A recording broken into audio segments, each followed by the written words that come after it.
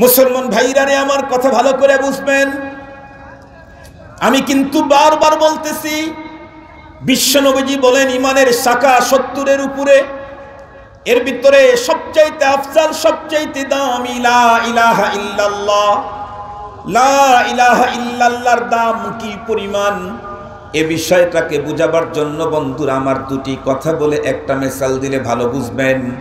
একজন মানুষ 200 বছর পর্যন্ত পৃথিবীতে হায়াত পেল, 200 বছর পর্যন্ত দুনিয়াতে বেঁচে ছিল, জীবনে কোনোদিন লা ইলাহা ইল্লাল্লাহর স্বীকৃতি একবারও দেয় নাই।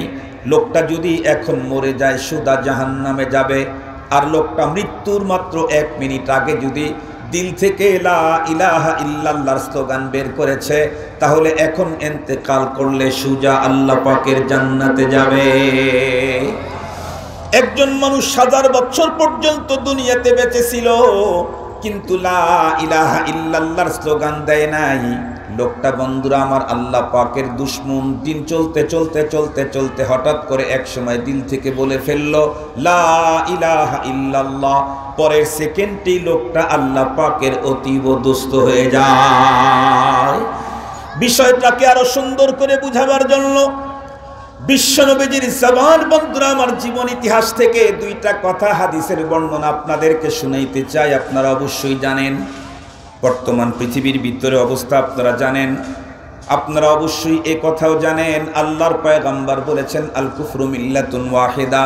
তাম পৃথিবীর ভিতরে কুফর তাগুতি যত শক্তি আছে সবগুলি একটা মিশনে এক। সেটা হলো দুনিয়া থেকে কি করে ইসলাম আর মুসলমানদেরকে চিরতরে বিদায় করে দেওয়া যায়। এই মিশনে দুনিয়ার সকল কুফর মিল্লাত এক।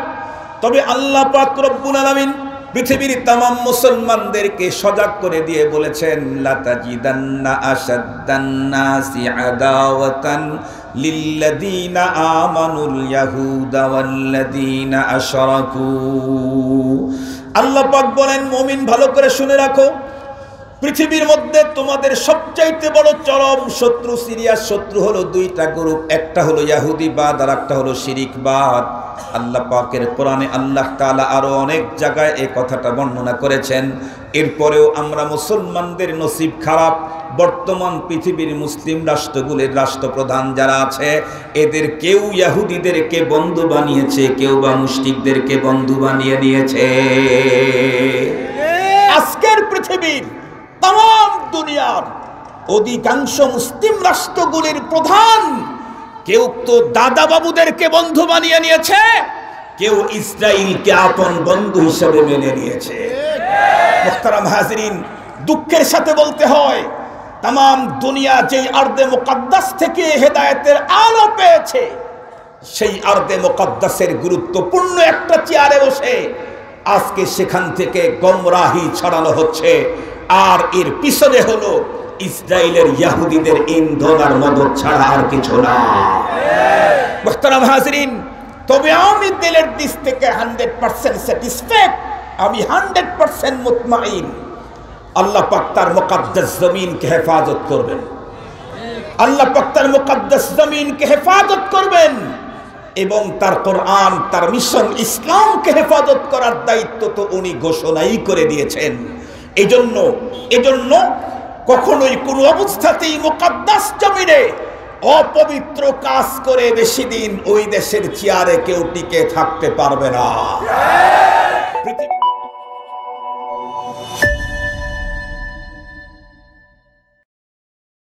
মানুষের পরিচয় যতই থাক, যত কাছে থাকে মানুষ তত ছোট পরিচয়ে পরিচিত হয়, আর যত দূরে চলে যাবে তত ব্যাপক পরিচয় পরিচিত হতে হয়। যেমন আপনাদের মোগলা বাজার, এই গ্রামের এক মহল্লা থেকে একটা ছেলে আর একটা মহল্লাতে চলে গেছে, কোনো এক যুবক। ওই মহল্লার কোনো মুরব্বী একে চিনতেছে না। তখন যদি জিজ্ঞেস করে ভাই বা বাবা তোমাকে তো চিনলাম না, তোমার পরিচয়, তখন সে তার বাবা অথবা দাদার নাম বলে নিজের পরিচয় দেয়। সে তখন বলে কেন আমারে চিনলেন না, আমি তো আব্দুল কাদেরের ছেলে। যদি বাবাকে না চেনে তো দাদার নাম বলে আমাকে চিনলেন না, আমি তো ইয়াসিন হাজির নাতি। ও আচ্ছা আচ্ছা চিনলাম। খুব ভালো করে বুঝবেন, এই যুবকটাই যখন এই গ্রাম ছেড়ে বেশ 3-4 গ্রাম পরে চলে গেছে, যেই গ্রামের মানুষ তার আব্বাকেও চিনে না, দাদাকেও চিনে না। সেইখানে যখন জিজ্ঞাসা করবে ভাই তোমার পরিচয়, সে তখন বাবার নাম বলবে, দাদার নাম কি বলবে, গ্রামের নাম উল্লেখ করবে। আমাকে চিনলেন না, আমার বাড়ি তো মোগলা বাজার। ও আচ্ছা আচ্ছা চিনলাম। এই ছেলেটাই যখন অনেক দূরে চলে গেছে, মোটামুটি তার ডিস্ট্রিক্টের ভিতরেই অন্য কোনো থানায় প্রান্তিক এরিয়াতে চলে গেছে, কেউ জিজ্ঞেস করলো ভাই তোমার পরিচয়, সে তখন কি গ্রামের নাম বললে হবে না, তাকে তখন কমপক্ষে থানার নাম উল্লেখ করতে হবে। আমাকে চিনলেন না, আমার বাড়ি তো অমুক থানায়। ও আচ্ছা চিনলাম। এই লোকটাই যখন নিজের ডিস্ট্রিক্ট ছেড়ে বাংলাদেশের অন্য কোনো বিভাগে চলে গেছে, সেইখানকার লোক যদি জিজ্ঞাসা করে ভাই আপনার পরিচয়, সে তখন বাবার নাম বললে হবে, দাদার নাম বললে হবে। গ্রাম বললে চিনবে মানুষ, এমনকি থানার নাম বললেও নাও চিনতে পারে। সিলেটের মানুষ গেছে চাপাই, ওইখানকার মানুষ এখানকার কি থানা চিনবে। তখন যদি কেউ জিজ্ঞাসা করে তোমার পরিচয়, তখন তাকে ডিস্ট্রিক্ট উল্লেখ করতে হয়। আমাকে চিনলেন না, আমার বাড়ি তো সিলেট। ও আচ্ছা আচ্ছা চিনলাম, শাহজালালের পূর্ণভূমি, চিনছি। এখন আমার জিজ্ঞাসা হলো, এই ছেলেটাই যখন এই দেশ ছেড়ে অন্য কোনো দেশে চলে গেছে, কাউন্টি চেঞ্জ করছে, আমেরিকায় গেছে, লন্ডনে গেছে, ইংল্যান্ডে গেছে, সেইখানে যদি কেউ জিজ্ঞাসা করে ভাই তোমার পরিচয়, তখন কি সে আব্বার নাম বলে পরিচয় লাভ করবে, মোগলা বাজার গ্রামের নাম বলে, থানার জেলা বলে, কি উল্লেখ করতে হবে, কান্ট্রি দেশ। তখন বলতে হবে আমি বাংলাদেশি। বাংলাদেশি বললে মানুষ চিনবে। আমার জিজ্ঞাসা হলো, আমরা কি শুধুমাত্র কেবলমাত্র এ দেশ ছেড়ে অন্য দেশেই যাব, নাকি এ পৃথিবীর প্রতিটি মানুষকে কোনো না কোনো একদিন এ পৃথিবী ছেড়ে আর একটা জগতেও যেতে হবে? কথা বলেন নিশ্চিত? কথা বলেন, কথা বলেন নিশ্চিত? এ ব্যাপারে পৃথিবীর একজন মানুষও দ্বিমত করার মতো নেই। আল্লাহ পাকের অস্তিত্ব নিয়ে দ্বিমত পোষণ করার লোক আছে। নবী মুহাম্মদুর রাসূল সাল্লাল্লাহু আলাইহি ওয়াসাল্লামের চরিত্র নিয়ে মতবিরোধ দ্বিমত পোষণ করার লোক আছে, কিন্তু মৃত্যুকে নিয়ে দ্বিমত পোষণ করার মতো মানুষ পৃথিবীতে একটাও নাই। নাস্তিক যে, সেও তার মৃত্যুকে বিশ্বাস করে, কিন্তু আমরা যারা মুমিন, আমরা কি শুধু মৃত্যুকে বিশ্বাস করি? আমাদের বিশ্বাস তো আরো অ্যাডভান্স, আরো আগানো, আরো অনেক দূর। আমরা তো ঈমানে মুফাসসালের ভিতরে পড়েছি, আমানতু বিল্লাহি ওয়া মালাইকাতিহি ওয়াল বাসি বাদাল মাউত। এটা আমাদের ঈমান, এটা আমাদের আকীদা, এটা আমাদের বিশ্বাস। শুধু মৃত্যু পর্যন্ত আমাদের বিশ্বাস না, মৃত্যুর পরে অনেক অ্যাডভান্স, অনেক আগানো আমাদের বিশ্বাস। মরণের পরে হাসর নাসর, জান্নাত জাহান্নাম, পুলসিরাত, অনেক বিশ্বাস আমাদের আছে। খুব ভালো করে মনে রাখবেন। তাহলে এই পৃথিবীর যত মানুষ আছে, তামাম মানুষগুলোকে একদিন এই পৃথিবী ছেড়ে যেতেই হবে। এই পৃথিবী ছেড়ে আরেকটা জগতে যে আমরা যাব, সে জগতের নাম আলমে বারজাখ। সে জগতের নাম বারজাখ, বারজাখ কবরের জগৎ। এই জগতে গেলেও আমাদেরকে পরিচয় চাওয়া হবে, আমাদের পরিচয় জিজ্ঞাসা করা হবে। আপনারা তো অবশ্যই জেনেছেন, শুনেছেন, সর্বপ্রথম একজন মানুষ মৃত ব্যক্তিকে মাটি দিয়ে বিশেষ প্রয়োজনে 40 কদম পিছনে চলে আসছে। এখনো তার অন্য অন্য আত্মীয় স্বজন তার কবরের মাটিগুলি ঠিক করতেছে। প্রথম এক ব্যক্তি কবরে মাটি দিয়ে বিশেষ প্রয়োজনে 40 কদম পিছনে চলে আসছে। হাদিসে পাকের মধ্যে এসেছে, আতাহু মালাকানে আসবাদানে আরজাকানে ফায়ুজলিসানিহি। এমত অবস্থায় দুইজন ফেরেশতা এসে মৃত ব্যক্তিকে টেনে বসায়। সুম্মা ইয়াসআলুহু, এরপরে তাকে জিজ্ঞাসা করে, মার রাব্বুকা ওয়া মা দীনুকা মান হাদার রাজুলুল্লাযী বুইসা ফীকুম। উপর্যুপরি 3টা প্রশ্ন করে। এই 3 প্রশ্নের সমন্বিত কথা হলো, জিজ্ঞাসা করে তুমি তোমার পরিচয় বলো। মার রাব্বুক ওয়া মা দীনুক ওয়া মান হাদার রাজুলুল্লাযী বুইসা ফীকুম। তোমার রব কে, তোমার দ্বীন কি? নবীজির ছবি দেখায় বলা হয়, দেখো তো এই লোকটাকে চিনো নাকি? এই 3 প্রশ্নের সমন্বিত কথা হলো, তুমি তোমার পরিচয় বলো, আইডি দেখাও, আইডি। খুব ভালো করে বুঝবেন, যদি ওই মুহূর্তে মৃত ব্যক্তি যদি 3 প্রশ্নের উত্তর দিতে পারে, তার মানে যদি বলতে পারে রব্বি আল্লাহ, দীনি আল ইসলাম, হাদা নবিয়ুনা ওয়া হাবিবুনা মুহাম্মাদুন সাল্লাল্লাহু আলাইহি ওয়াসাল্লাম, এই 3 উত্তর দেওয়ার অর্থ হলো সে তার ঈমানের আইডি দেখাইতে সক্ষম, সে তার ঈমানি আইডি দেখাইতে সক্ষম।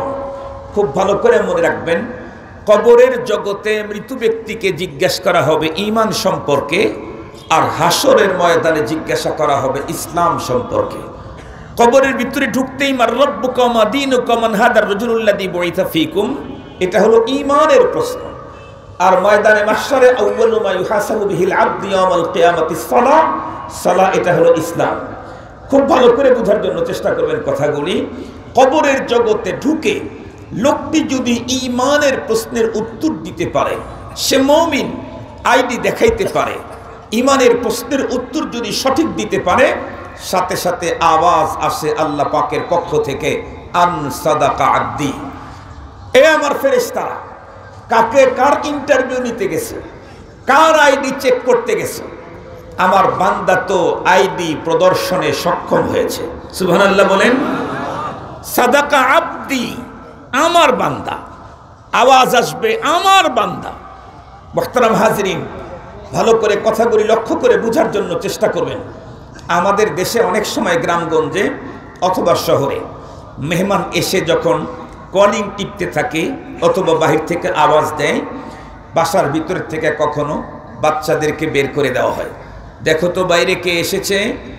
বাইরে যাওয়ার পরে বাচ্চা চিনছে না, যখন চিনে নেই তখন দেখেই ভিতরে চলে আসে, এসে আব্বা আম্মুকে বলে চিনলাম না, একটা লোক আসছে চিনলাম না। তখন কি বলে?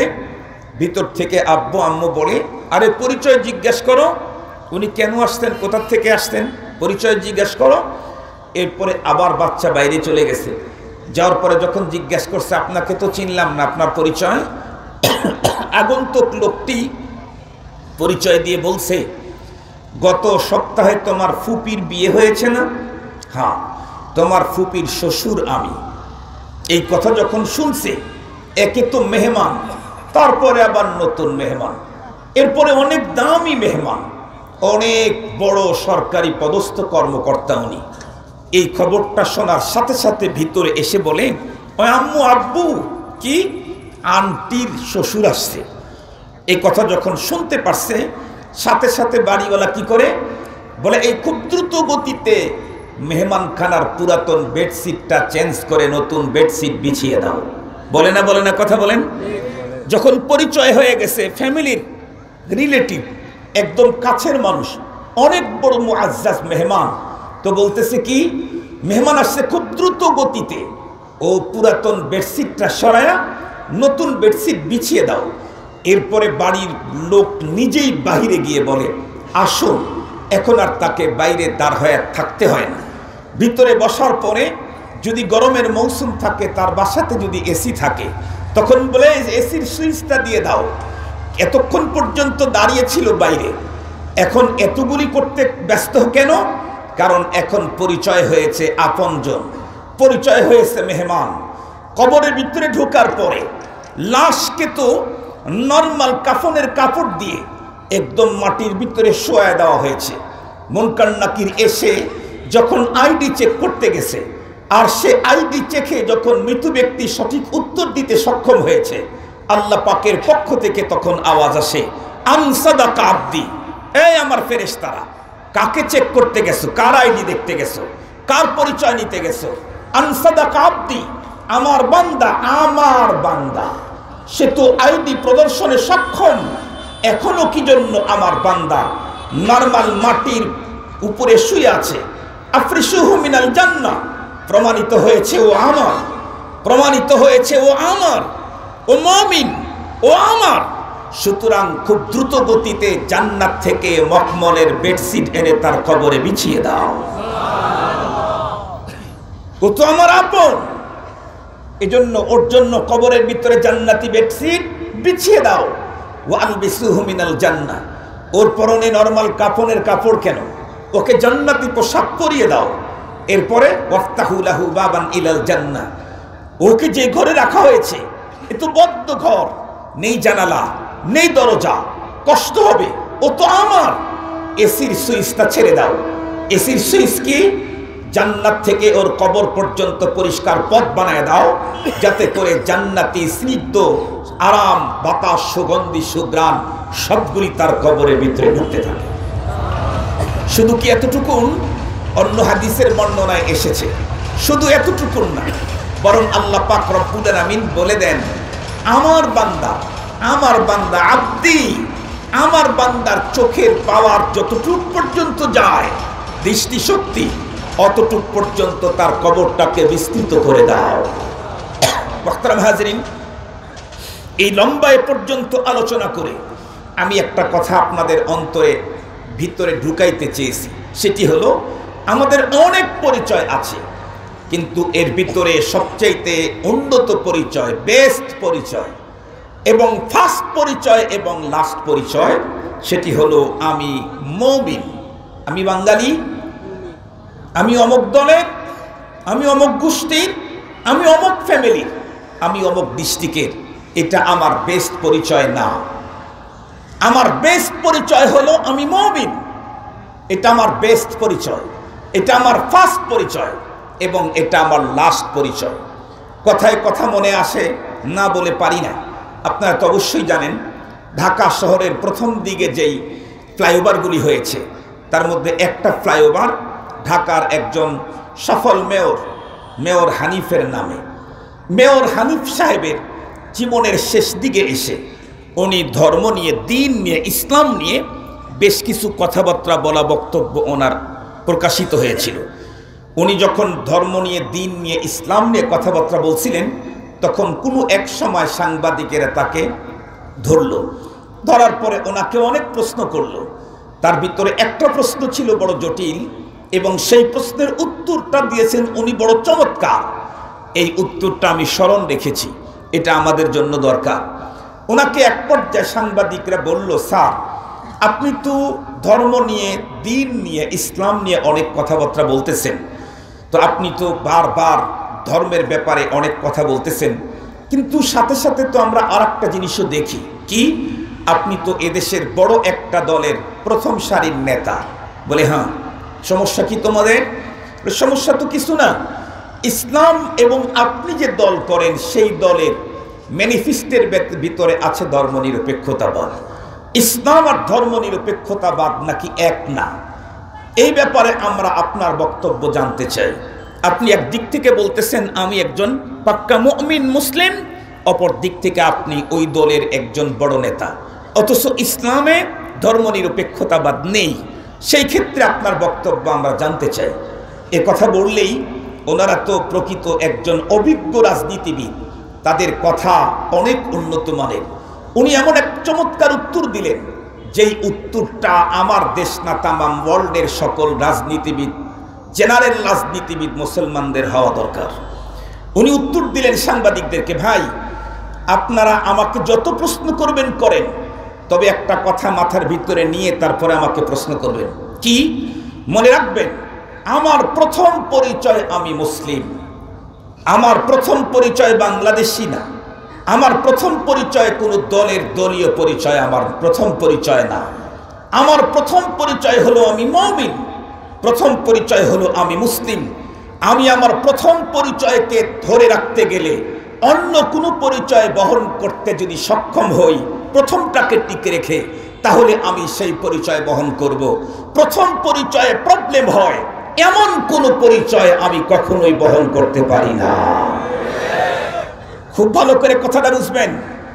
মেয়র হানিফ সাহেবের বক্তব্য কি?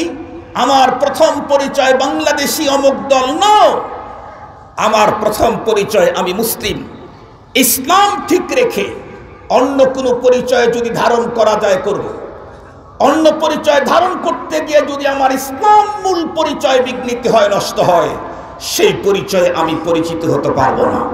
মুহতারাম হাজরিন, তাই আমি বলছি আমার প্রথম পরিচয় হলো আমি মুমিন, আমার বেস্ট পরিচয় হলো আমি মুমিন, আমার ফার্স্ট পরিচয় আমি মুমিন, আমার লাস্ট পরিচয় আমি মুমিন, দুনিয়াতেও আমি মুমিন, মরণের পরে যখন জিজ্ঞাসা করবে আইডি চাবে, তখন বাংলাদেশি এনআইডি দেখাইলে হবে না।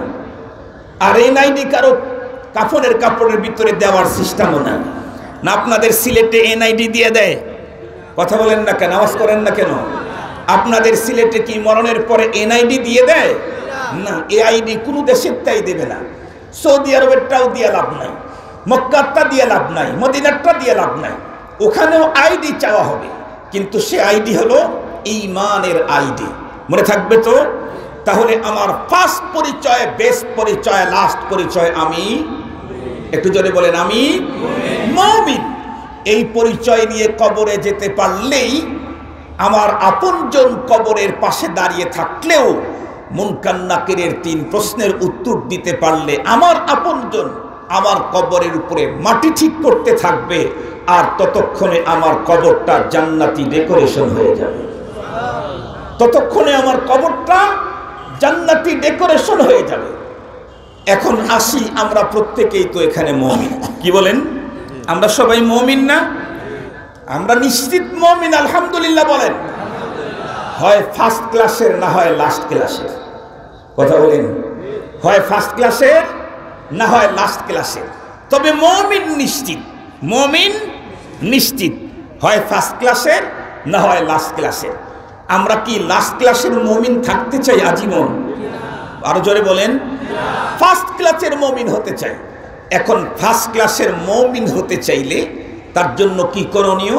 আমি আপনাদেরকে কিঞ্চিত, আমি আগেই বলেছি, কিঞ্চিত কথা বলবো ঈমানের উপরে।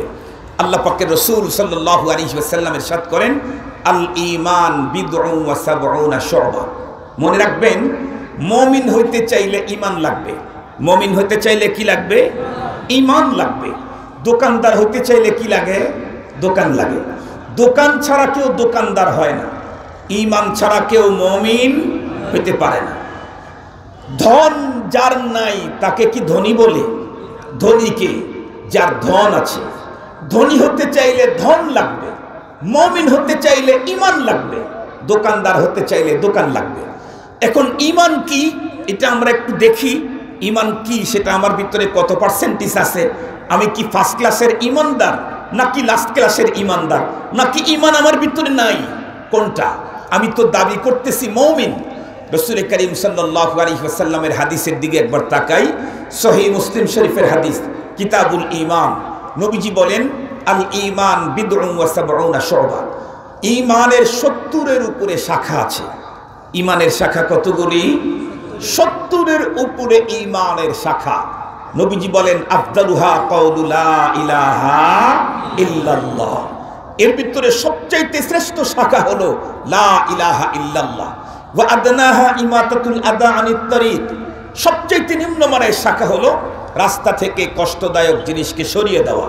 ওয়াল হায়াউ শুবাতুম মিনাল ঈমান। নবীজি বলেন, লজ্জা ঈমানের অঙ্গ অথবা ঈমানের অর্ধেক। এটা হলো তর্জমা করলাম।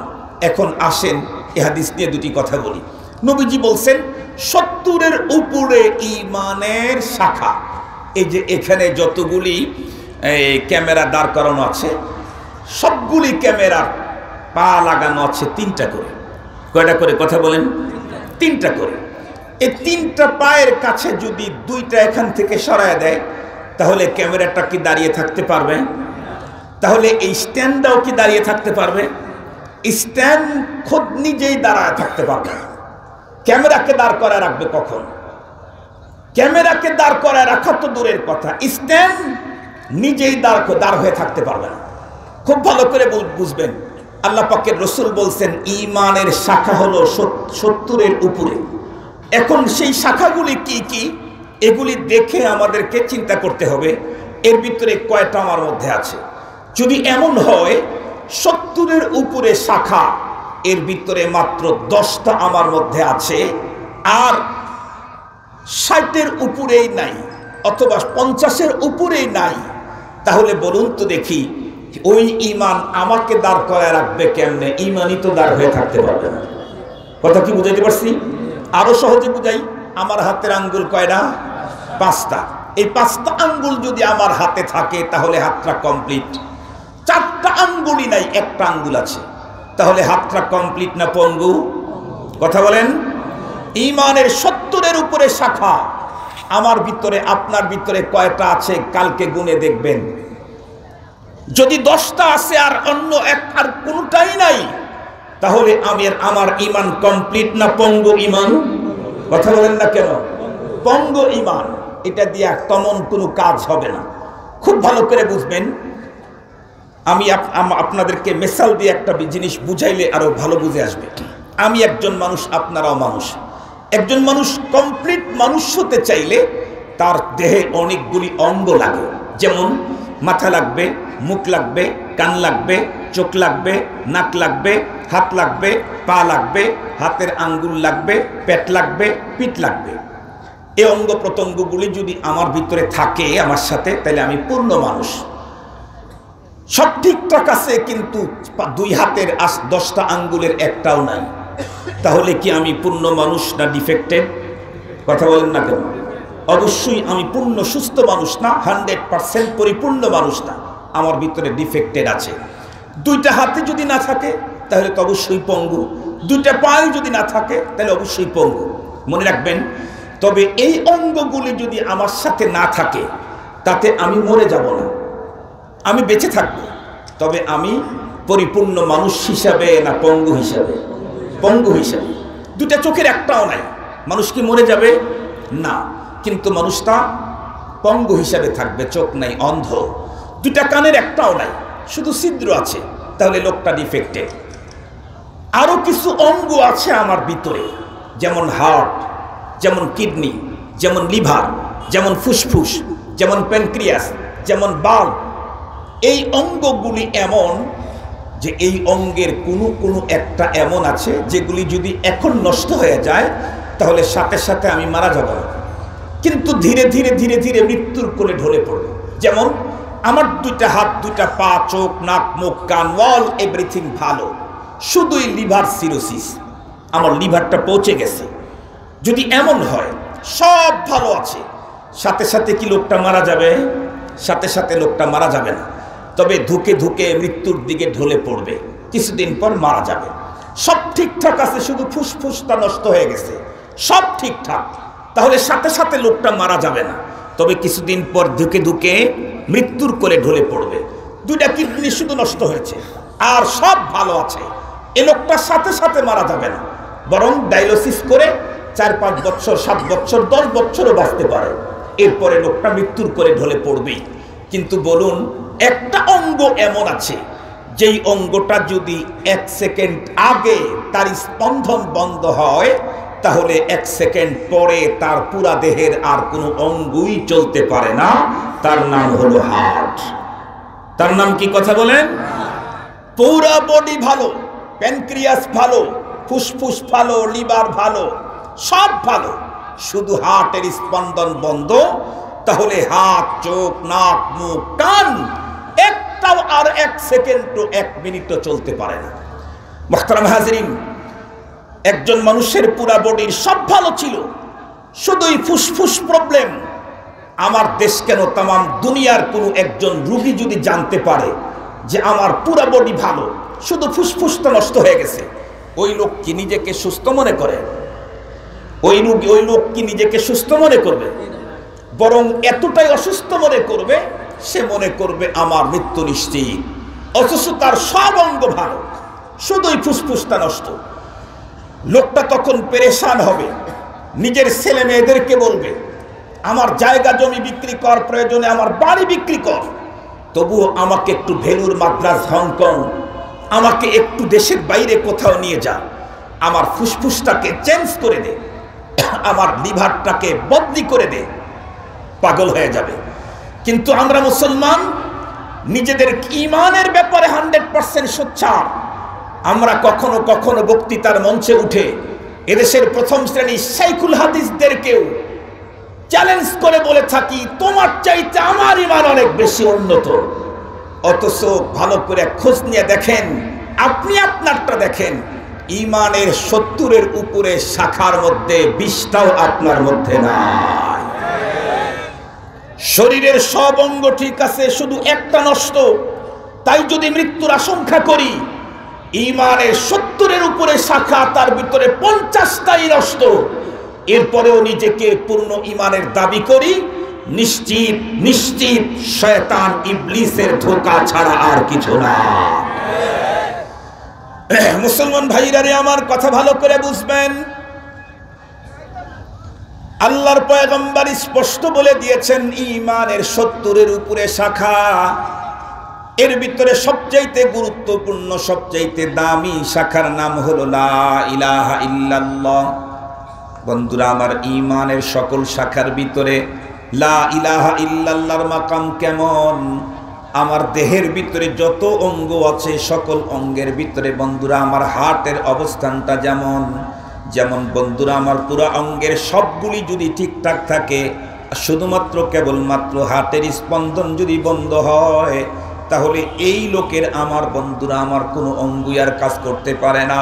ঠিক তদ্রূপ আমি নামাজ, রোজা, হজ, যাকাত, জনহিতকর কাজ, জিকির আজকার যত যাই করি না কেন, আমার লা ইলাহা ইল্লাল্লাহতে যদি সমস্যা থাকে, তাহলে আমার নামাজ, রোজা, হজ, যাকাত, জিহাদ কোনোটাই কার্যকরী হবে না। মুসলমান ভাইরা রে, আমার কথা ভালো করে বুঝবেন। আমি কিন্তু বারবার বলতেছি, বিশ্বনবীজি বলেন ঈমানের শাখা 70-এর উপরে, এর ভিতরে সবচাইতে আফজাল সবচাইতে দামি লা ইলাহা ইল্লাল্লাহ। লা ইলাহা ইল্লাল্লাহর দাম কি পরিমাণ, এ বিষয়টাকে বুঝাবার জন্য বন্ধুরা আমার দুটি কথা বলে একটা মিসাল দিলে ভালো বুঝবেন। একজন মানুষ 200 বছর পর্যন্ত পৃথিবীতে হায়াত পেল, 200 বছর পর্যন্ত দুনিয়াতে বেঁচে ছিল, জীবনে কোনোদিন লা ইলাহা ইল্লাল্লাহর স্বীকৃতি একবারও দেয় নাই। লোকটা যদি এখন মরে যায়, সোজা জাহান্নামে যাবে। আর লোকটা মৃত্যুর মাত্র 1 মিনিট আগে যদি দিল থেকে লা ইলাহা ইল্লাল্লাহর স্লোগান বের করেছে, তাহলে এখন ইন্তেকাল করলে সোজা আল্লাহ পাকের জান্নাতে যাবে। একজন মানুষ 1000 বছর পর্যন্ত দুনিয়াতে বেঁচে ছিল, কিন্তু লা ইলাহা ইল্লাল্লাহর স্লোগান দেয় নাই। লোকটা বন্ধুরা আমার আল্লাহ পাকের দুশমন। দিন চলতে চলতে চলতে চলতে হঠাৎ করে এক সময় দিল থেকে বলে ফেললো লা ইলাহা ইল্লাল্লাহ, পরের সেকেন্ডেই লোকটা আল্লাহ পাকের অতীব দুস্থ হয়ে যায়। বিষয়টাকে আরো সুন্দর করে বুঝাবার জন্য বিশ্বনবীজির জবান বন্ধুরা আমার জীবন ইতিহাস থেকে 2টা কথা হাদিসের বর্ণনা আপনাদেরকে শুনাইতে চাই। আপনারা অবশ্যই জানেন বর্তমান পৃথিবীর ভিতরে অবস্থা আপনারা জানেন। আপনারা অবশ্যই এই কথাও জানেন আল্লাহর পয়গম্বর বলেছেন আল কুফরু মিল্লাতুন ওয়াহিদা। তাম পৃথিবীর ভিতরে কুফর তাগুতি যত শক্তি আছে সবগুলি একটা মিশনে এক, সেটা হলো দুনিয়া থেকে কি করে ইসলাম আর মুসলমানদেরকে চিরতরে বিদায় করে দেওয়া যায়। এই মিশনে দুনিয়ার সকল কুফর মিল্লাত এক। তবে আল্লাহ পাক রব্বুল আলামিন পৃথিবীর তামাম মুসলমানদেরকে সজাগ করে দিয়ে বলেছেন লাতাজিদান্না আশাদ্দান নাসি আদাওয়াতান লিল্লাযীনা আমানুল ইয়াহুদা ওয়াল্লাযীনা আশরাকু। আল্লাহ পাক বলেন মুমিন ভালো করে শুনে রাখো, পৃথিবীর মধ্যে তোমাদের সবচাইতে বড় চরম শত্রু, সিরিয়াস শত্রু হলো 2টা গ্রুপ। একটা হলো ইহুদিবাদ আর একটা হলো শিরিকবাদ। আল্লাহ পাকের কোরআনে আল্লাহ তাআলা আরো অনেক জায়গায় এই কথাটা বর্ণনা করেছেন। এরপরেও আমরা মুসলমানদের নসিব খারাপ, বর্তমান পৃথিবীর মুসলিম রাষ্ট্রগুলির রাষ্ট্রপ্রধান যারা আছে, এদের কেউ ইহুদিদেরকে বন্ধু বানিয়েছে, কেউ বা মুশরিকদেরকে বন্ধু বানিয়ে নিয়েছে। আজকের পৃথিবীর তাম দুনিয়ার অধিকাংশ মুসলিম রাষ্ট্রগুলির প্রধান কেউ তো দাদা বাবুদেরকে বন্ধু বানিয়ে নিয়েছে, কেউ ইসরায়েলকে আপন বন্ধু হিসেবে মেনে নিয়েছে। মুহতারাম হাজিরিন, দুঃখের সাথে বলতে হয় তাম দুনিয়া যেই আরদে মুকাদ্দাস থেকে হেদায়েতের আলো পেয়েছে, সেই আরদে মুকাদ্দাসের গুরুত্বপূর্ণ একটা চেয়ারে বসে আজকে সেখান থেকে গোমরাহি ছড়ানো হচ্ছে। আর এর পিছনে হলো ইসরায়েলের ইহুদিদের ইন্ধন আর মদদ ছাড়া আর কিছু না। মুহতারাম হাজিরিন, তবে আমি দিলের দিক থেকে 100% স্যাটিসফাইড, আমি 100% মুতমাইন। আল্লাহ পাক তার মুকাদ্দাস জমিনকে হেফাজত করবেন, আল্লাহ পাক তার মুকাদ্দাস জমিনকে হেফাজত করবেন। এবং তার কোরআন, তার মিশন ইসলামকে হেফাজত করার দায়িত্ব তো উনি ঘোষণাই করে দিয়েছেন। এজন্য কখনোই কোনো অবস্থাতেই মুকাদ্দাস জমিনে অপবিত্র কাজ করে বেশি দিন ওই দেশের চেয়ারে কেউ টিকে থাকতে পারবে না। পৃথিবীর ইতিহাস তো একদম দিবালোকের ন্যায় স্পষ্ট। যুগে যুগে জালেমদের পরিণতি কি হয়েছে পৃথিবীর মানুষের সামনে স্পষ্ট। আল্লাহ তাআলা জালেমদেরকে ইয়ামুদ্দুহুম ফি তুগয়ানিহিম ইয়ামাহুন কিছু টাইমের জন্য ছেড়ে দিয়ে রাখেন, তবে চিরজীবনের জন্য কাউকে আল্লাহ তাআলা ছেড়ে একদম ছাড় দিয়ে রাখছেন, কিন্তু চিরজীবনের জন্য ছেড়ে দিয়ে রাখবেন না। জালেম যে দেশেরই হোক তাদের পতন হবেই, তাদের অবস্থা খারাপ হবেই। খুসুসান যারা আল্লাহর দ্বীনের উপরে যারা জুলুম করবে, দিনদারদের সাথে যারা জুলুম করবে, তাদের অ্যাকশন নেওয়ার জন্য দিনদারকে অগ্রসর হতে হয় না, আল্লাহ পাক রব্বুল আলামিন নিজের পক্ষ থেকেই অ্যাকশন শুরু করবেন। তবে আপনারা জানেন যে যত বড় হয় তার অ্যাকশন একটু দেরিতে হয়, তবে অ্যাকশন হয় সিরিয়াস। ঠিক বললাম না? ঠিক বললাম? ছোটর অ্যাকশন ঘন ঘন নরমাল, বড়র অ্যাকশন হয় দেরিতে কিন্তু সিরিয়াস। আল্লাহ পাক আমাদের সকলকে খোদাই গজব থেকে হেফাজত করুক। আমিন বলেন, আমিন বলেন। আমাদের নবী আলাইহিস সালাম তার চাইতে অনুপম চরিত্রের মানুষ তো পৃথিবীতে আর কোনোদিন আসবে না, কখনো আসেও নাই। আসবে কেমনে? আল্লাহ পাক তো ওনার চাইতে উন্নত কোনো মানুষ তৈরি করেন নাই, পৃথিবী দেখবে কেমনে? সেই নবীজি যতদিন মক্কা ছিলেন ততদিন পয়গম্বরকে কষ্ট দিত মক্কার পত্তলিকেরা। আল্লাহ পাক রব্বুল আলামিন রাসূলকে বললেন, মক্কার পত্তলিকেরা আপনাদেরকে সিরিয়াস কষ্ট দিচ্ছে, তাছাড়া দ্বীনের কাজ এখানে বিঘ্নিত হচ্ছে বারবার, আপনি হিজরত করে মদিনায় যান। নবী আলাইহিস সালাম মদিনায় চলে গেলেন। মদিনায় যাওয়ার পরে মদিনার আনসার সাহাবায়ে কেরাম বিশ্বনবীজির জন্য যে জান-নেসারির ইতিহাস রচনা করেছে, পৃথিবীর ইতিহাসে কোনো মানুষের জন্য এই পরিমাণের জান-নেসারি করতে পারে পৃথিবীর অতীতের ইতিহাসে ছিল না, কিয়ামত পর্যন্ত কোনোদিন হবেও না। কিন্তু মদিনার অদূরেই খায়বারে ইহুদিরা মদিনাতে মহানবী সাল্লাল্লাহু আলাইহি ওয়াসাল্লামকে বারবার আক্রান্ত করতে চায়, অনেক ঝামেলা করে, অনেক কষ্ট দেয়। আল্লাহ পাক রব্বুল আলামিন তার রাসূলকে বললেন, ওগো রাসূল, খায়বারের ইহুদিদের দ্বারা আপনি অনেক আক্রান্ত হয়েছে, আমার অর্ডার এখন আপনি ওদের উপরে আক্রমণ করেন। সুবহানাল্লাহ বলবেন না? খায়বারের ইহুদিদের দ্বারা বহু আক্রান্ত হয়েছেন, এখন আপনি আক্রমণ করেন। আল্লাহ পাক যদি কোনো এলাকা, কোনো উপত্যকা, কোনো এলাকার কোনো জামাতকে আক্রমণ করার জন্য রাসূলকে অর্ডার করেন, তাহলে সেইখানে গেলে নবীজি কি পরাজয় বরণ করার সম্ভাবনা 1%ও আছে? কখনোই না। মুসলমান ভাইরা রে আমার, জানা কথা, শোনা কথা, এরপরেও আপনাদেরকে আবারও শোনায় দিতে চাই। এখান থেকে শুধুমাত্র কেবলমাত্র একটা ঈমানের পয়েন্ট উদ্ধার করার জন্য খুব ভালো করে বুঝবেন, আল্লাহর পয়গম্বর সাহাবায়ে কেরামদেরকে নিয়ে খায়বারের উপত্যকাকে বন্ধুরা আমার ঘেরাও করে ফেললেন। খায়বারের ইহুদিরা যখন খবর পেল বিশ্বনবী, বিশ্বনেতা জনাবে মুহাম্মদুর রাসূলুল্লাহ সাল্লাল্লাহু আলাইহি ওয়াসাল্লাম খায়বারের পুরো উপত্যকাটাকে ঘেরাও করে ফেলেছেন, ইহুদিরা তখন আর একজনও তাদের খিমা থেকে বাইরে বের হওয়ার সাহস করতেছে না। এতদিন পর্যন্ত পয়গম্বরকে অনেক কষ্ট দিলেও এখন পয়গম্বরের সঙ্গে মোকাবেলা করার মতো সাহস ওদের অন্তরে আর নাই। নবী আলাইহিস সালাম সাহাবীদেরকে নিয়ে খায়বার থেকে একটু দূরে তাবু করে আছেন। এমন অবস্থার ভিতরে খায়বারের বন্ধুরা আমার জনবসতি এলাকা থেকে একজন রাখাল, ছাগল বন্ধুরা আমার যে চালনাক, যে ছাগল করে পুষে, এরকম একজন রাখাল, ছাগলের রাখাল হাঁটতে হাঁটতে ছাগলগুলো নিয়ে যাইতে যাইতে এক পর্যায়ে এমন একটা জায়গায় চলে গেলেন যেখানে পয়গম্বরের সাহাবায়ে কেরাম বসেছিলেন। ওই বন্ধুরা আমার এই রাখালটা আগের থেকেই শুনেছে যে বর্তমান বিশ্ব নেতা এই উপত্যকা আক্রমণ করার জন্য এসেছে। এই কারণে লোকটা সামনের দিকে আগায় এসে সাহাবীদেরকে জিজ্ঞাসা করলেন, ভাই আপনারা কোথা থেকে এসেছেন, কেন এসেছেন? মুসলমান ভাইরা নিয়ে আমার এই কথা বলতেই সঙ্গে সঙ্গে সাহাবায়ে কেরাম উত্তর করলেন, আমরা মুসলমান, মদিনা থেকে এসেছি। কেন? এই উপত্যকার মানুষের উপরে আক্রমণ করে তাদের সঙ্গে যুদ্ধ করার জন্য। ওরা তো তখন জিজ্ঞাসা করলো, শুনেছি আপনাদের মাঝে নাকি বর্তমান আপনাদের বিশ্ব নেতাও যিনি উনিও আছেন, আপনাদের মাঝে বিশ্ব নেতা যে উনিও নাকি আছেন। সাহাবায়ে কেরাম মুস্কি হাসি দিয়ে বললেন, হ্যাঁ আছে তো, একজন রাখাল সে বিশ্ব নেতা আছেন, বিশ্ব নবী আছেন। এ কথা শুনতে পেরে তার মনের ভিতরে কৌতূহল জাগছে। বিশ্ব নেতা দেখি তো, যেমন আপনাদের এই অঞ্চলে যদি এখন আমেরিকার নতুন প্রেসিডেন্ট বাইডেনও আসে, যদিও তার প্রতি আমাদের ভক্তি শ্রদ্ধা ভালোবাসা কোনোটাই নাই, এরপরেও যদি শুনতে পান যে বাইডেন ওই পাশে আসছে, একবার একটু দেখতে মনে চাবে না? মোহাব্বত নাই থাক, তারপরেও একটু দেখতে মনে চাবে।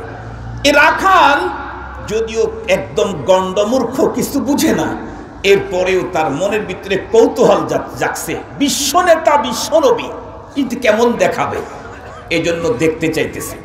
সাহাবায়ে কেরাম উত্তর করলেন, আমাদের সাথে আমাদের বিশ্ব লিডারও আছে, বিশ্ব নবী আছেন। লোকটা বলে, আমি কি তার সাথে সাক্ষাৎ করতে পারবো? সাহাবায়ে কেরাম মুস্কি হেসে উত্তর করলেন, কেন পারবা না, যাও। আপনাদের নেতা কোথায়?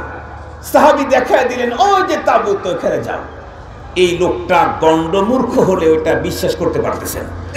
সাহাবীদেরকে ডেকে বলে, আপনাদের মতো এত সুন্দর মানুষ, আমি একজন অশিক্ষিত রাখাল হিসাবে আমার সাথে মস্কারি করেন? সাহাবায়ে কেরাম হেসে বললেন, কেন মস্কারি? আপনাদেরকে বলছি আমি বিশ্ব নেতার সাথে সাক্ষাতে যাব। আপনারা দেখায় দিলেন নরমাল একটা তাবু, ওই তাবুতে কোনোদিন বিশ্ব নেতা থাকতে পারে নাকি? কারণ ওই রাখালের কোনোভাবে বিশ্বাস হচ্ছে না। কারণ আপনারা তো আমাদের দেশে আমরা দেখি, নেতা ছোটোখাটো হইলে কি হবে, তার প্রোটোকল এবং তার সেফটি এবং তার চতুর্দিকের যে ভাব, এটা আমাদের দেশে কম না। ছোটোখাটো নেতা হইলেই অবস্থা জটিল, সেখানে বিশ্ব নেতা, সে তো মনে করছে তার থাকার জন্য ওই মানের জায়গায় হতে হবে। সাহাবায়ে কেরাম বললেন, না, আমাদের বিশ্ব নেতা তো, যা উনি ওখানেই থাকেন। তারপরে লোকটা হাঁটি হাঁটি পা পা করে আগায় গেছে। আগায় যাওয়ার পরে উনি এত বড় নবী, এত বড় নেতা, ভিতরে যদিও ভাব কিছুটা আছে, কিন্তু মানুষটা তো মূর্খ। মূর্খ লোক কিন্তু যাকে তাকে যা খুশি তাই বলতে পারে। হাকিমুল উম্মত থানবী রহমতুল্লাহি আলাইহি, আপনারা তো জানেন, উলামায়ে কেরামের ভিতরে উনি ছিলেন একদম সিরিয়াস জালালি তবিয়তের। ওনার তবিয়তের খেলাফ কোনো কাজ ওনার সামনে হতে দেখলে মেজাজের ভিতরে এত হারারাত তৈরি হতো, হুজুর নিজেই অসুস্থ হয়ে পড়তেন। হাকিমুল উম্মত থানবী রহমতুল্লাহি আলাইহি খুব জরুরি ফতুয়ার কাজ করতেছেন, ফতুয়া লিখতেছেন, এমন মুহূর্তে গ্রাম থেকে এক গ্রাম্য ব্যক্তি ওখানে আগে গেছে। গিয়া যায় সালাম কালাম দিয়ে বলতেছে, থানবী মুঝে এক তাকবিজ লিখ দে দো। থানবী আমাকে একটা তাবিজ লিখে দাও। তাবিজ বলতে পারেন, অশিক্ষিত তো, বলতেছে তাকবিজ দে দো। থানবী রহমতুল্লাহ আলাইহি তাকায় দেখলেন এ তো গ্রামের মানুষ আসতে, বললেন, ভাই যারা টেরো, একটু বসো, আমি দিচ্ছি। 2-3 মিনিট হুজুর ফতুয়ার কাজটা কমপ্লিট করতে পারে নাই, বলে, আরে ভাই থানবী, তুমি পহলে মেরে কাম কর দো, বাদ মে তোমারা কাম করো। যেই থানবী হাকিমুল উম্মত থানবীর দরবারে বিশ্বের শ্রেষ্ঠ আলেমরা ঘরে ঢুকতে ভয় করে, পা কাঁপে, তার কাছে একজন গ্রাম্য ব্যক্তি গিয়া এই কন্ডিশন, কথায় কথা মনে পড়ে গেল, না বলে পারতেছি না, আমার এক নাতি আছে, এই এতটুকু 3-4 বছর হবে আর কি। এই ওর বাবার সাথে, ওর বাবা আলেম, ওর বাবার সাথে ঢাকা শহরের কোনো এক শপিং মলে গেছে। তো অনেক শপিং মলে পুলিশ পাহারা থাকে না, সিকিউরিটিতে থাকে না, তো ওইখানে এক পুলিশ ভাই ওখানে দাঁড়াইছে। আমার নাতি এখন ছোট, তো কিছু বুঝে না, পুলিশের পোশাক দেখে চিনতে পারছে। তো এখন ওর আব্বুকে বলতেছে, আব্বু ওই যে দেখো পুলিশ পুলিশ। এখন পুলিশের সামনে যদি কেউ পুলিশ বলে আওয়াজ করে, যেমন আমি আছি, কেউ যদি হুজুর হুজুর বলে, তাহলে আমি একটু সেদিকে পিছনের দিকে তাকাবো না? পুলিশের সামনে যখন বলছে পুলিশ, তো তাকাইছে উনি, পুলিশের সোর্স তাকায় দেখে যে একদম ছোট, জুব্বা পরা, মাথায় টুপি দেওয়া, চেহারাও সুন্দর, দেখতে খুব ফাইন দেখাইতেছে। তো পুলিশও দেখে মায়া হয়েছে, তো মাথায় হাত দিয়ে বলছে, আমি পুলিশ, তুমি তা জানো, চিনো? আমার নাতি বলছে কি, হ্যাঁ চিনি, তোমরাই তো হুজুরদেরকে ধরে নিয়ে যাও। এখন বলেন তো দেখি, ও তো ছোট মানুষ, বোঝে না কিছু, তো একদম ছোট, বোঝে না কিছু, যার কারণে কাকে কি বলতে হবে অশিক্ষিত মানুষের কাছে পুলিশের মর্যাদা যেমন, এসপি, এসপি, তারপরে ডিআইজি, আইজি সব সমান। ঠিক বললাম না ভাই? ঠিক বললাম। যেহেতু মানুষটা মূর্খ, অশিক্ষিত, বুঝসুস কম, যাত্রার সামনে যাইতে পারে। যাদের বুঝ আছে তারা সব জায়গায় যাইতেও পারে না, সব কথা বলতেও পারে না। এই লোকটা নামও তার কালো, নাম তার আসওয়াদ। আসওয়াদ মানে কথা বলেন না কেন? লোকটা আসলেও কালো, নামও কালো। আমাদের বাঙালি হলে তো নাম উল্টাটা হতো, নাম হতো আহমার। নাম কি হতো? আহমার, আসওয়াদ হতো। আমাদের দেশে দেখবেন না, কালার কালা, জম্মের কালা নাম হলো লালসান। নামের সাথে ব্যক্তির কোনো মিল আছে? কোনো মিল নেই। শরীর থেকে দুর্গন্ধ ছড়ায়, নাম দিছে আতরানি। শরীর থেকে দুর্গন্ধ বের হয়, নাম কি? আতরানি। আমাদের দেশে এই জাতীয় ভেজালি নাম অনেক আছে। রসে ভরা ফল নাম দিয়েছে কি? আনারস। যা চিপ দেওয়ার আগেই রস, কুটতে গেলেই, এটা কাটতে গেলেই রস দিয়ে প্লেট ভরে যায়, অথচ এই ফলের নাম দিয়েছে আনারস। একটা ফল আছে, এটা ভাঙলেই দানা আর দানা, তাও আকর্ষণীয়। আকর্ষণীয়, ব্লাড কালারের, রক্তের কালারের দানা, তার নাম দিয়েছে কি? বেদানা। দানায় ভরা ফল নাম হলো বেদানা, তার মানে উল্টা। রসে ভরা ফল তার নাম হলো আনারস। কালায় কালা নাম হলো লালসান। গন্ধ থেকে গন্ধ নাম হলো আতরানি। যত ঝামেলা বাংলাদেশে, মোহতারাম হাজরিন, ওই ভদ্রলোকের কোনো ঝামেলা নাই। ওর নাম, লোকটাও কালা, নামও কালা, নাম আসওয়াদ, রাখাল। যখন দেখা দিয়েছে, হাঁটি হাঁটি পা পা করে আগে গেছে, একটু একটু ভয়ও করতেছে, কারণ শুনছে তো ও যেই গোত্রের মানুষের রাখাল, রাখাল যাদের ছাগল চড়ায়, তাদের কাছ থেকে শুনেছে বিশ্ব নেতার কথা, এই জন্য একটু ভয়ও পায়। আবার অশিক্ষিত মানুষ তো আগে যায়। একদম তাঁবুর দরজার সামনে যখন দাঁড়াইছে, দাঁড়ানোর পরে ভিতরে এক নজর তাকানোর পরেই মহানবী সাল্লাল্লাহু আলাইহি ওয়াসাল্লামের চেহারার উপরে যখন নজর পড়ছে, নবীজির চেহারার উপরে নজর পড়তেই কালো রাখালের অন্তরের জগতের ভিতরে পরিবর্তনের তুফান শুরু হয়ে গেছে নবীজির চেহারা দেখে। আল্লাহর বান্দা তাঁবুর দরজার সামনে দাঁড়িয়ে সালাম কালাম তো জানে না, কোনোদিন শোনে নাই। আল্লাহর পয়গম্বরকে সম্বোধন করে বললেন, আপনি কি বিশ্বনেতা, বিশ্বনবী? নবীজি বললেন হ্যাঁ। লোকটি তখন উত্তর করলো, আমি কি আপনার কাছে গিয়ে দুইটা কথা বলতে পারি? নবীজি বললেন আসো। যখন ভিতরে ঢুকছে, বারবার শুধু পয়গম্বরের চেহারার দিকে তাকায়। এক পর্যায়ে লোকটা জিজ্ঞাসা করলো, আপনারা এখানে কেন এসেছেন? আল্লাহর পয়গম্বর উত্তর করলেন, আমরা এই উপত্যকার লোকদের সঙ্গে যুদ্ধ করার জন্য এসেছি। কালো রাখাল তখন জিজ্ঞাসা করে, আপনাদের মিশন কি? বিশ্বনবীজি উত্তর করলেন, আমার মিশন লা ইলাহা ইল্লাল্লাহ।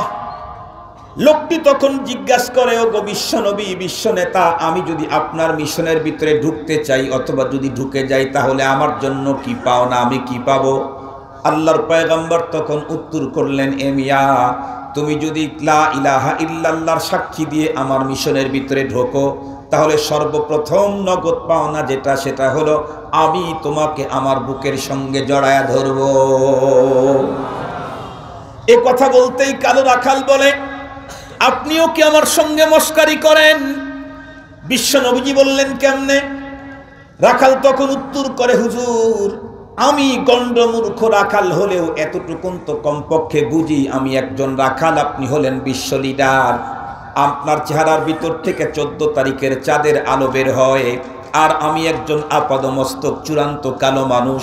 এরপরে আমি একজন এমন মানুষ যার শরীর থেকে এখন পর্যন্ত দুর্গন্ধ ছড়ায়, আর আপনার পুরা চেহারা আপ টু বটম টোটাল শরীর থেকে সুঘ্রাণ বের হয়। আপনার মতো মানুষ আমাকে আপনি আপনার বুকের ভিতরে জড়ায় ধরবেন, এটা কি করে সম্ভব হয়? রহমতে আলম উত্তর করলেন, বেটা, এত বক্তৃতা করে তোকে বুঝাইতে চাই না, তুই লা ইলাহা ইল্লাল্লাহ পড়ে মিশনের ভিতরে ঢুকে দেখ, আমি রহমতে আলম কেমনে তোকে বুকে জড়ায় ধরি। লোকটি তখন চিন্তা করলো, লা ইলাহা ইল্লাল্লাহ পড়লেই যদি এই সুন্দর চেহারার বুকের সঙ্গে আমার বুক লাগে, নগদের চাইতে উন্নত পাওনা তো আর আমার জন্য কিছু হতে পারে না। উনি তখন উত্তর করলেন, ওগো নবীজি, এখনই আমি স্লোগান দিলাম, আশহাদু আল্লাহ ইলাহা ইল্লাল্লাহু আশহাদু আন্না মুহাম্মাদার রাসূলুল্লাহ। আল্লাহর পয়গম্বর তখন বললেন, আয় তুই আমার বুকে আয়।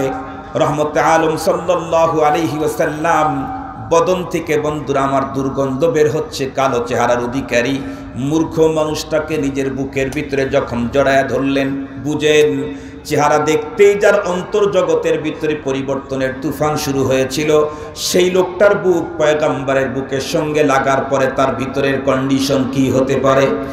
বিশ্বনবীজির বুকের সঙ্গে বন্ধুরা আমার জড়ে ধরলো। কিছুক্ষণ পরেই পয়গম্বরকে ডেকে বলে, পয়গম্বর, আমি তো লা ইলাহা ইল্লাল্লাহর স্বীকৃতি দিয়ে আপনার মিশনে ঢুকছি, এখন আমার কি করণীয় বলেন। নবীজি তখন বললেন, মিয়া এখন তো এমন মুহূর্ত না যে তোমাকে দিয়ে সালাত আদায় করাবো, রমজান মাস না তোমাকে দিয়ে রোজা রাখাবো, হজের মৌসুম না তোমাকে দিয়ে হজ ব্রত পালন করাবো। তবে এখন একটা কাজ চালু আছে, সেটা হলো তরবারির ছায়ার নিচে জিহাদ। মুসলমান ভাইরা আমার খুব ভালো করে বুঝবেন, বিশ্বনবী যখন বললেন এখন তো যেই কাজ চালু আছে সেটা হলো জিহাদ, তুমি এ কাজে অংশ নিতে পারো। মূর্খ রাখাল তখন ডেকে বললেন, ওগো নবীজি, আপনার কথা মতো তরবারি নিয়ে যদি আমি রণাঙ্গনে ঢুকে যাই, যুদ্ধ করতে করতে দুইটা কন্ডিশনের যে কোনো একটা কন্ডিশন আমার জন্য হবেই, হয়তো বা মরে যাব, না হয় বেঁচে থাকবো, সুস্থ অথবা অসুস্থ। আমি যদি মরে যাই তাহলে আমার কি কন্ডিশন হবে? রহমতে আলম সাল্লাল্লাহু আলাইহি ওয়াসাল্লাম উত্তর করলেন, বাবা সাহাবী, তুমি যদি এখন যুদ্ধে গিয়ে মারা যাও, আমি রহমতে আলম বিশ্বনবী তোমাকে বললাম, ওয়াদা দিলাম, জামানত নিলাম, তুমি সোজা সোজা আল্লাহ পাকের জান্নাতুল ফিরদাউসে চলে যাবে। এরপরে পয়গম্বর ডেকে বললেন, সাহাবী শুনো, আমি তো এতক্ষণ পর্যন্ত তোমার সঙ্গে থেকে দেখেছি, বুঝেছি তুমি তোমার কালো চেহারা নিয়ে তুমি নিজের উপরে খুব বিরক্ত, তোমার শরীর থেকে দুর্গন্ধ বের হয়, জন্য তুমি নিজেকে অনেক ছোট ভাবতেছো। তুমি যদি এখন তরবারি নিয়ে যুদ্ধ করতে গিয়ে শহীদ হয়ে যাও, আল্লাহ পাক তোমার কালো চেহারাটাকে 14 তারিখের চাঁদের চাইতে আরো উন্নত আলোক উজ্জ্বল বানায় দেবে, আর তোমার পুরা শরীরের প্রত্যেকটি লোমের গোড়া থেকে মেশক আম্বরের ঘ্রাণ বের হতে থাকবে। নবীজির কথা শুনেই তরবারি নিয়ে ভিতরে ঢুকে গেল। লম্বা কথা, আমার যতটুকুন দরকার অতটুকুন বলতে চাই। যুদ্ধ চলতে চলতে মুসলমানকে আল্লাহ তাআলা বিজয় দান করলেন, সুবহানাল্লাহ ওয়া বিহামদিহি।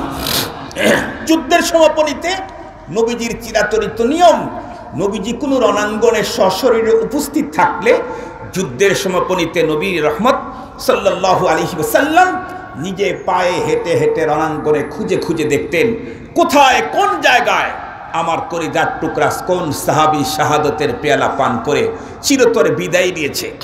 নবী আলাইহিস সালাম নিজে খুঁজে খুঁজে বের করতেন। নবী আলাইহিস সালাম নিজে চিরাচরিত নিয়ম অনুযায়ী ময়দানে বেরিয়ে গেলেন। সাহাবায়ে কেরামের একটা গুরুত্ব আগের থেকে আছেই, তারাও বের হচ্ছে। নবী খুঁজতে খুঁজতে এক কর্নারে গিয়ে দেখলেন অনেকগুলি সাহাবী এবং অনেক কথাবার্তা হচ্ছে। নবীজি ওদিকে আগায় গেলেন, জিজ্ঞেস করলেন, এই কি হয়েছে? সাহাবায়ে কেরাম নবীজির দিকে মোতাবজ্জহ হয়ে বললেন, নবীজি, আমরা তো রণাঙ্গন ঘুরে ঘুরে খুঁজে খুঁজে শহীদদের লাশকে এক জায়গায় করছি তাজহিজ তাকফিনের জন্য, আর আহতদেরকে এক জায়গায় করে তাদেরকে চিকিৎসার ব্যবস্থা করছি, কিন্তু আমরা আস্তে আস্তে এইখানে একটা লোককে দেখতেছি নিহত, বাট আমরা কেউ চিনি না তাকে, কেউ চিনি না। তাতে মনে হচ্ছে অবশ্যই ওদের শত্রু দলের লোক হবে, কিন্তু শত্রুর লোক হলে তো রেখে যাওয়ার কথা না। এই জন্য এই লোকটাকে আমরা এখন কি করব সিদ্ধান্ত নিতে পারতেছি না। নবী আলাইহিস সালাম বললেন, দেখি আমাকে একটু দেখতে দাও। নবী আলাইহিস সালাম হাঁটি হাঁটি পা পা করে সামনের দিকে আগে গিয়ে দেখলেন। দেখার পরে পয়গম্বর আবেগ আপ্লুত হয়ে চোখের পানি ছেড়ে দিয়ে উত্তর করলেন, এই সাহাবী, তোমরা কেউ তাকে চেনো না, কিন্তু আমি নবী রহমত তাকে খুব ভালো করে চিনি। সুবহানাল্লাহ। নবীজি ওই সাহাবীর ঈমান গ্রহণ করার টোটাল ঘটনাটা সাহাবায়ে কেরামের সামনে উল্লেখ করে বললেন, সাহাবী, তোমরা জেনে রাখো, আমি দেখছি আল্লাহ পাক এই লোকটাকে এখন জান্নাতুল ফিরদাউসের রিসিপশনের ব্যবস্থা করতেছে। এবং এটা এমন একটা মানুষ যেই লোকটা শুধু কালেমায় পড়েছে, এক ওয়াক্ত নামাজ তো দূরের কথা, নামাজের তাকবীরে তাহরিমা বাঁধার সুযোগ হয়নি। এক রমজান তো দূরের কথা, একটা রোজার সেহরিও খেতে পারে নাই। পুরো হাজার উমরা করবে তো দূরের কথা, ইহরাম বাঁধার সুযোগ পায় নাই। শুধুই কালিমা পড়ে তরবারির ছায়াতলের খেদমত করতে যখন গেছে, আর তার মৃত্যু এসে গেছে, আল্লাহ পাক সুজা তাকে জান্নাত দান করে দিয়েছেন। মুহতারাম হাজিরিন, এই লোকটা যদি লা ইলাহা ইল্লাল্লাহ বলার আগে মৃত্যু হতো, সুজা জাহান্নাম। শুধুই লা ইলাহা ইল্লাল্লাহ বলার পরে মৃত্যু। আল্লাহর রাসূল বলতেছেন, আমি দেখছি তাকে জান্নাতুল ফেরদাউসে রিসিপশন করা হচ্ছে। আল্লাহু আকবার বলেন। এজন্যই তো নবীজি বলছেন, আল ঈমান বিজউন ওয়া সাবউনা শুবা, ঈমানের 70-এর উপরে শাখা আছে, তবে এর ভিতরে সবচাইতে গুরুত্বপূর্ণ দামই হলো লা ইলাহা ইল্লাল্লাহ। এই কথা শুনে আপনাদের অনেকের মনের ভিতরে অনেক আনন্দ, আলহামদুলিল্লাহ। তাহলে এইটা তো আমাদের ভিতরে আছে, লা ইলাহা ইল্লাল্লাহ আমাদের ভিতরে আছে। কিন্তু মনে রাখবেন, এই লা ইলাহা ইল্লাল্লাহ কি শুধু একটা কালিমা? লা ইলাহা ইল্লাল্লাহ শুধু মুখে বললেই কি হবে? এই দুইটা কথা বলে আমি আমার আলোচনা শেষ করছি ইনশাআল্লাহ। মনে রাখবেন, এখন এই যে লাইট জ্বলতেছে, মাইক চলতেছে, আল্লাহ না করুক হঠাৎ করে যদি বিদ্যুৎ চলে যায়, লাইট যদি নাও জ্বলে, কমপক্ষে মাইক চালাবার জন্য যদি জেনারেটর না থাকে, তাহলে কিসে লাইন দিবে? ব্যাটারি। বুঝলেন না আমার কথা? ব্যাটারিতে লাইন দিবে। তো ব্যাটারিতে লাইন দিতে চাইলে কয় জায়গায় ক্লিপ লাগাইতে হয়? কয় জায়গায়? 2 জায়গায়। এক জায়গায় যদি শক্ত করে বাংলাদেশের সব রশি দিয়ে যদি একটা ক্লিপ বেঁধে রাখে, আর একটা যদি সংযোগ না দেয়, মাইক চলবে, বাতি জ্বলবে? আর একটু জোরে বলেন। বর্তমান সময়ে আরো উন্নত, দেখবেন যে কোনো উন্নত দামি জিনিস কিনবেন তো এখন দেখবেন 3 পিনের। এখন আগে ছিল 2 পিন, এখন সবগুলা 3 পিন। কেন তা জানেন? কারণ 2 পিন দিলে এই এদিক সেদিক হয়, এদিক সেদিক হয়, পরে লুজ কানেকশন হয়ে আগুন লাগে। এজন্য গবেষণা করে আর উন্নত করছে 3 পিন। 3 পিন দিলে এদিক সেদিক হওয়ার কোনো সম্ভাবনা নাই, লুজ কানেকশন হবে না, নড়াচড়া করবে না, কখনো পুড়বে না। তাহলে 3 পিনেরটা তো 3 কানেকশন লাগাইতে হয়। মনে রাখবেন, একমাত্র লা ইলাহা ইল্লাল্লাহ এটা একবার পড়ে এক ওয়াক্ত নামাজ পড়ার সুযোগ না পেলেও যদি এত দ্রুত মরণ আসে, জান্নাত যাবে। কিন্তু শর্ত হলো লা ইলাহা ইল্লাল্লাহর পিনটা 3 জায়গায় লাগাতে হবে। লা ইলাহা ইল্লাল্লাহর ক্লিপ কয় জায়গায় লাগাইতে হবে? আবার জোরে বলেন, কয় জায়গায়? আর একটু জোরে বলেন, কয় জায়গায়? 3 জায়গায়। 1 নাম্বার হলো ইকরার বিল লিসান, জবানে কথার উচ্চারণ, স্লোগান দিতে হবে লা ইলাহা ইল্লাল্লাহ। নারে তাকবীর, আল্লাহু আকবার। লা ইলাহা ইল্লাল্লাহর স্লোগান মুখে। দেখবেন আমার দেশে অনেকে আছে যারা কি বলে, হুজুর ওয়াজ করবে করুন, এত তাকবীর দিতে হবে কেন? মানে তাকবীরের আওয়াজ শুনলেই ওনাদের ভিতরে হার্ট বিট শুরু হয়ে যায়। তাকবীরের আওয়াজ শুনলে যাদের মজা লাগে, বুঝতে হবে লা ইলাহা ইল্লাল্লাহর ক্লিপ শুধু আর মুখে না, আর কলবেও আছে, তাই মজা লাগে। আর যদি তাকবীরের আওয়াজ শুনলে কারো অন্তরের ভিতরে ভীতু সন্ত্রস্ত তৈরি হয়, বুঝতে হবে আর মুখের লা ইলাহা ইল্লাল্লাহ ঈমানি কালেমা না, মুনাফিকি কালেমা। মুখে লা ইলাহা ইল্লাল্লাহ, মুখে লা ইলাহা ইল্লাল্লাহর স্লোগান, আর অন্তরের ভিতরে লা ইলাহা ইল্লাল্লাহ বসানো নাই, এটার নামই মুনাফিকি। ওয়াকালাতিল আরাবু আমান্না কুল লান তুমিনু ওয়ালাকিন কুলু আসলামনা। এই বক্তব্য মোল্লার না, এই বক্তব্য আল্লাহ। এই বক্তব্য মোল্লার না, এই বক্তব্য আল্লাহ। আমার দেশের আমরা যারা মুসলমান, আমাদের তো লা ইলাহা ইল্লাল্লাহ মুখে আছে, বুকে নাই। কথা বলেন না কেন? কথা বলেন না কেন? আমাদের অনেকেরই লা ইলাহা ইল্লাল্লাহ কোথায় আছে? মুখে আছে, বুকে নাই। বুকে যদি লা ইলাহা ইল্লাল্লাহ থাকে, লা ইলাহা ইল্লাল্লাহ কি এটা? লা ইলাহা ইল্লাল্লাহ শুধু কি একটা কালিমা? নো, লা ইলাহা ইল্লাল্লাহ একটা কালিমা নয়। লা ইলাহা ইল্লাল্লাহ হলো আসমান জমিনের মালিকের সাথে বান্দার এক বিশাল চুক্তি। লা ইলাহা ইল্লাল্লাহ কি বলেন? আসমান জমিনের মালিকের সাথে বান্দার বিশাল চুক্তি। কি চুক্তি? তোমাকে ছাড়া কাউকে আইনদাতা মানি না, মানব না। লা ইলাহা ইল্লাল্লাহ মানে এই চুক্তি, তোমাকে ছাড়া অন্য কাউকে আইনদাতা মানি না, মানব না। তোমাকে ছাড়া অন্য কারো সামনে মস্তক অবনত করব না, করতে পারি না। তোমাকে ছাড়া অন্য কারোর কাছে সাহায্য চাই না, চাব না। তোমাকে ছাড়া অন্য কাউকে বন্ধু রূপে মেনে নিতে পারি না, পারব না। এই চুক্তির নাম হলো লা ইলাহা ইল্লাল্লাহ। আইনদাতা একমাত্র তুমি, রিজিকদাতা একমাত্র তুমি, সম্মানদাতা একমাত্র তুমি। এই চুক্তি করার নাম হলো লা ইলাহা ইল্লাল্লাহ। এখন মুখে লা ইলাহা ইল্লাল্লাহ বলার পরে, অ্যাসেম্বলিতে ঢোকার পরে কোরআনের আইনের বিরুদ্ধে আইন যে প্রণয়ন করলো, নিঃসন্দেহ আর মুখের লা ইলাহা ইল্লাল্লাহ মুনাফিকি কালিমা। মুহতারাম হাজরিন, এজন্য বলছি আমার দেশের মানুষে অধিকাংশ লোকদের মুখে আছে লা ইলাহা ইল্লাল্লাহ, বুকে কথা বলেন, মুখে আছে বুকে। বুকে থাকলে কি হবে? সে কখনোই আল্লাহর আইন বিরোধী কাজ করতে পারে না। সে কখনো আল্লাহ ছাড়া কোনো বাবার দরবারে মান্যত মানতে পারে না। সে কখনো আল্লাহ ছাড়া কারো সামনে মাথা নত করতে পারে না। আমার দেশে এ জাতীয় লোক আছে না নাই? কালিমাওয়ালা, কিন্তু আল্লাহ ছাড়া অন্যের নামে মান্যত করে।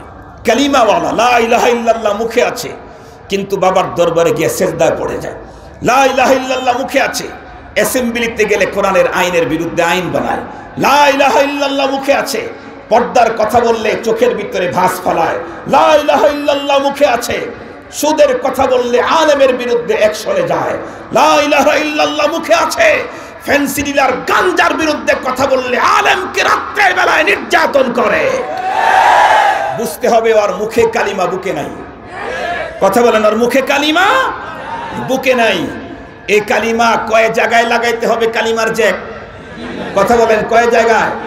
আবার বলেন, কয় জায়গায়? ভালো করে টেস্ট করে দেখেন আপনার কয় জায়গায় লাগা আছে। ভালো করে টেস্ট করে দেখেন আপনার কয় জায়গায় লাগানো আছে। এক নাম্বার জবানে থাকবে লা ইলাহা ইল্লাল্লাহ। কয়েকবার পড়ি, লা ইলাহা ইল্লাল্লাহ, লা ইলাহা ইল্লাল্লাহ, লা ইলাহা ইল্লাল্লাহ। এক নাম্বার জবানে সেটিং দিতে হবে। দুই নাম্বার কলবের ভিতরে ফিটিং করতে হবে। ফিটিং কলবের ভিতরে, তাসদীক বিল জিনান, আল্লাহ ছাড়া কাউকে আইনদাতা মানি না, মানব না। এটা অন্তরে বসাইতে হবে। লা মাহবুব, আমার প্রিয় আল্লাহ ছাড়া কেউ নাই। লা মাকসুদ, আমার টার্গেট আল্লাহ ছাড়া কিছু না। ইন্না সালাতি ওয়া নুসুকি ওয়া মাহইয়ায়া ওয়া মামাতি লিল্লাহি রাব্বিল আলামিন। আমার জীবনের সব একমাত্র কার জন্য? আমার টার্গেট একমাত্র কে? আমার লক্ষ্য একমাত্র কে? আরো জোরে বলেন, আমার একমাত্র মাশুক কে? আমার মাহবুব কে? আমার রাজ্জাক কে? আমার ইজ্জত দেনেওয়ালা কে? অসম্মানী করনেওয়ালা কে? শান্তি দেনেওয়ালা কে? আমাকে অশান্তি দেনেওয়ালা কে? সব তার হাতে। আমার জীবন এবং মরণ সবকিছু তার হাতে। এটার এই কথার অন্তরের ভিতরে একদম 100% বসাইতে হবে। তিন নাম্বার সেটিং হলো অঙ্গ প্রত্যঙ্গ দিয়ে চুক্তি অনুযায়ী কাজ করতে হবে। মালিকের সাথে চুক্তি করলাম না, জবানেও স্বীকার করেছি, দিলে দিলে চুক্তি করেছি। এজন্য এখন সেই চুক্তিনামা অনুযায়ী অঙ্গ প্রত্যঙ্গকে কাজে লাগাইতে হবে। তিন জায়গায় যখন লা ইলাহা ইল্লাল্লাহ সেটিং হবে, এই লোকটা মরে যাবে, মরতে দেরি হবে, তার কবর জান্নাতের টুকরা হতে আর দেরি হবে না। কিন্তু সেটিং করতে হবে কয় জায়গায়? কত কথা বলেন, লা ইলাহা ইল্লাল্লাহর সেটিং পিন লাগাইতে হবে কয় জায়গায়? আমাদের এক জায়গায় ঠিক মতো বসে নাই। আমাদের এক জায়গায় তো ঠিক মতো বসে নাই। লা ইলাহা ইল্লাল্লাহর স্লোগান শুনলে মুসলিম লোকেরা বলে, স্লোগান দেয়া লাগবো কেন? ও মুসলমান মোল্লা বাড়ির ছেলে, ও মুসলমান মোল্লা বাড়ির ছেলে, এত স্লোগান দেয়া লাগবো কেন? এত জোরে আওয়াজ করা লাগবো কেন? এত জোরে আওয়াজ করলে ওর কলিজায় লাগে। তাহলে বুঝতে হবে ওর মুখে যেটা লা ইলাহা ইল্লাল্লাহ আছে, এটা ইমানি কালিমা না। ইমানি কালিমা হবে কখন? মুখে আর বুকে মিল হবে যখন। মুখে আর বুকে মিল হবে যখন। মুখে একটা, বুকে আর একটা গরমিল, এর নামই হলো নেফাক। আল্লাহ পাক আমাদের সকলকে আলোচিত কথার উপরে আমল করার তৌফিক দান করুক। জোরে বলেন আমিন। তাহলে আমি মরণের পরে আল্লাহ